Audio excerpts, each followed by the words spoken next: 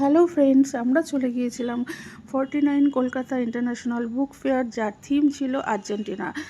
Theme অনুযায়ী এনাদের দুজনকে সাজানো হয়েছিল। এনাদের দুজনের পাশে প্রচুর ভিড় ছিল ফটো তোলার। তো আমি আর ফটো বা সেলফি তুলিনি, দূর থেকে শুধু ওনাদের দুজনের ফটো নিয়ে।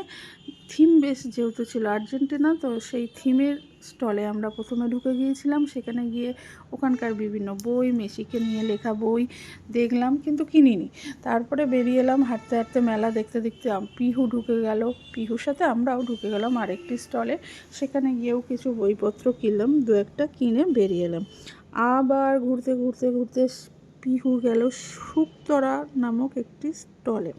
সেখানে গিয়ে জানি না কেন পিহুর এবারে গোয়েন্দা এবং ভূত নিয়ে পড়াশোনা করার খুব ইচ্ছে হয়েছে, মানে এইসব গল্প আর কি ও পড়ছে। তো সেই জন্যে এই স্টলে এসে ও কিছু ভূত সংক্রান্ত, মানে ভূতের গল্প আর কিছু গোয়েন্দার গল্প বই চুজ করলো, এবং সেই বইগুলো কিনলাম। কিনে বিলিং হলো, এই দাদা বিল করে দিল, আমরা টাকা পেমেন্ট করে বই নিয়ে বেরিয়ে গেলাম। ঘুরতে ঘুরতে সবাই মিলে একটু ছবিও তুললাম।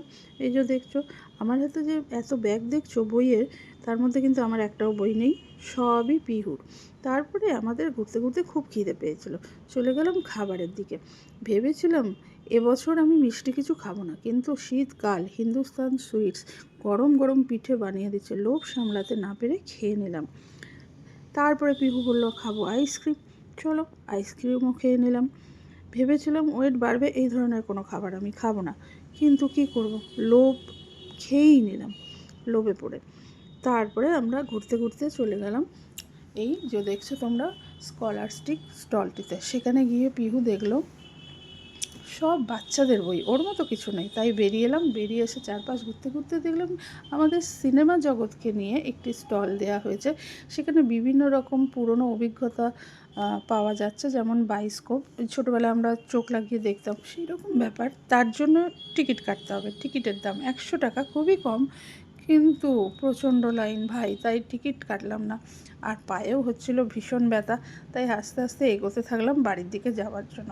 এগোতে এগোতে দেখলাম এক জায়গায় বিভিন্ন রকম ফুল দিয়ে সাজিয়ে তার মধ্যেখানে ফাংশন হচ্ছে, বসার জায়গায় একটুও নেই, দাঁড়িয়ে দাঁড়িয়ে একটু ফাংশন দেখলাম, দেখে আসতে বাড়ির দিকে এগোলাম। এই যে বইমেলাটি চলবে 3 ফেব্রুয়ারি অবধি, তাই তোমরা যারা যারা এখনও যাওনি গিয়ে দেখে আসবে, বেশ ভালো লাগবে।